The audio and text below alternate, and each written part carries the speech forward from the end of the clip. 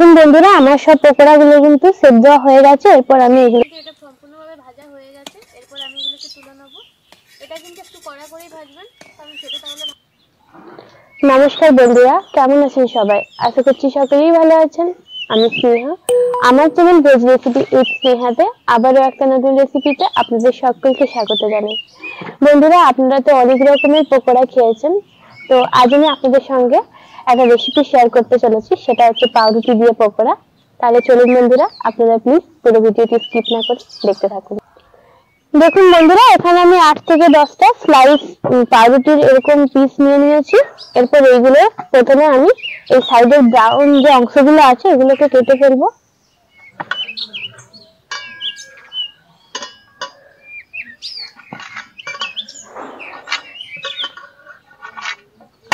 দেখুন শুধুমাত্র মধ্যখানের যে এই ব্রেডটা এটা আমি নিয়ে নেবো। একইভাবে কিন্তু আমি প্রত্যেকটা ব্রেডের এই সাইডের অংশগুলো কেটে ফেলবো।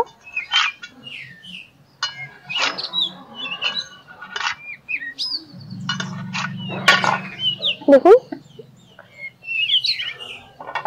এইভাবে বন্ধুরা একইভাবে কিন্তু আমি এই ব্রাউন মানে পাউরুটির সব ব্রাউন অংশগুলো কেটে ফেলে দেবো।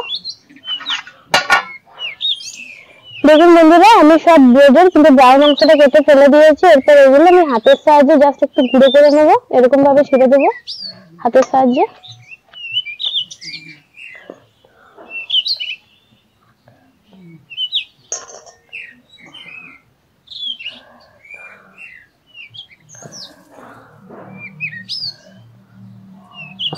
দেখুন প্রায় সবগুলোই ছেঁড়া হয়ে গেছে।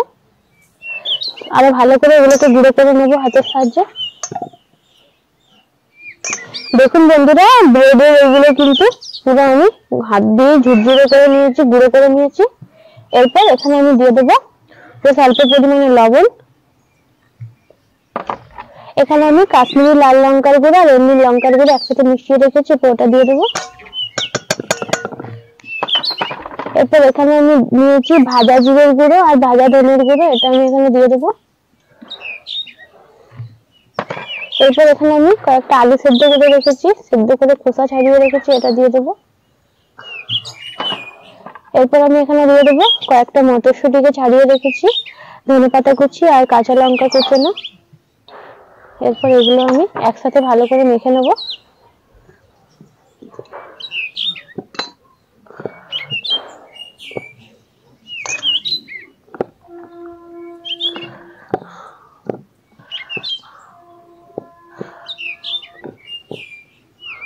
দেখুন বন্ধুরা, এটা আমি ভালো করে মেখে নিয়েছি। এরপর এখানে আমি অল্প অল্প করে নেব।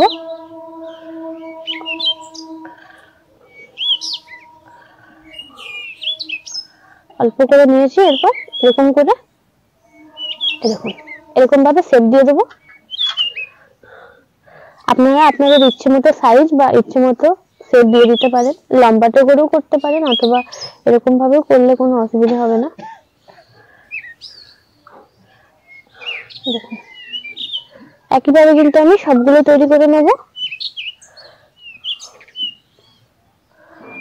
দেখুন বন্ধুরা, আমার সব পকোড়াগুলো কিন্তু সেদ্ধ হয়ে গেছে। এরপর আমি এগুলোকে ভেজে নেব।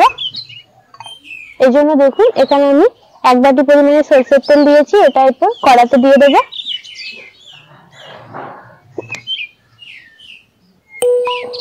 সবটা দিলাম না, অল্প একটু রেখে দিলাম, কারণ আমার এতটা লাগবে না। এরপর তেলটা গরম হয়ে যায়, তাহলে বন্ধুরা ফিরে আসছি কিছুক্ষণ পরে। দেখুন বন্ধুরা, তেলটা কিন্তু আমার গরম হয়ে গেছে। এরপর আমি একটা একটা পকোড়া ছেড়ে দেবো। এটা কিন্তু ডুবো তেলে ভাজার চেষ্টা করবেন।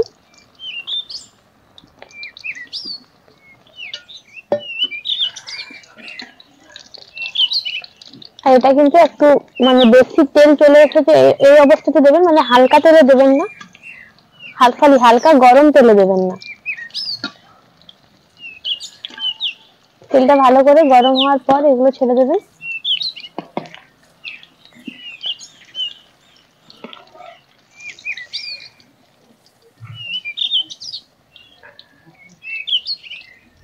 এগুলো একটু আমি ব্রাউন কালার করে ভেজে পর তুলে নেব।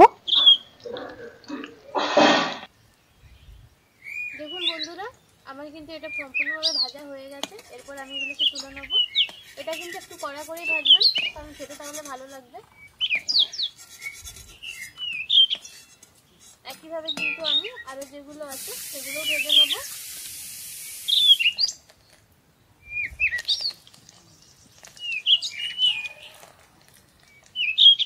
দেখুন বন্ধুরা, আমার সব পকোড়াগুলো কিন্তু একদম ভাজা হয়ে গেছে। আজকে কিন্তু আমার ঠাকুমা আপনাদেরকে খেয়ে জানাতে কেমন হচ্ছে।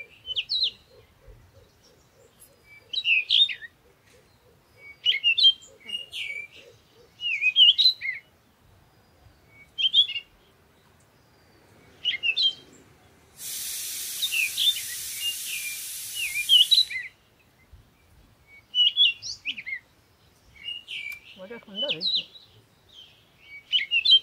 জানি না যে এরকম হয়। সবাইকে বলো যেন বাড়িতে একবার তৈরি করে দেখে। তোমাদের বাড়িতে তৈরি করে খাই দেখবে। বন্ধুরা, আমি যেভাবে আপনাদেরকে করে দেখালাম এইভাবে একবার আপনারা বাড়িতে তৈরি করে দেখবেন। আশা করছি আপনাদেরও খুব ভালো লাগবে। আপনারা বিকেলে এটা মানে স্ন্যাক্স হিসেবেও খেতে পারেন। খুবই টেস্টি একটা খাবার আর খুব চটজলদি তৈরি হয়ে যায়। তাহলে বন্ধুরা, আজকে এই পর্যন্ত। দেখা হচ্ছে পরবর্তী কোনো একটা রেসিপির সঙ্গে। ততক্ষণ পর্যন্ত ভালো থাকুন, সুস্থ থাকুন।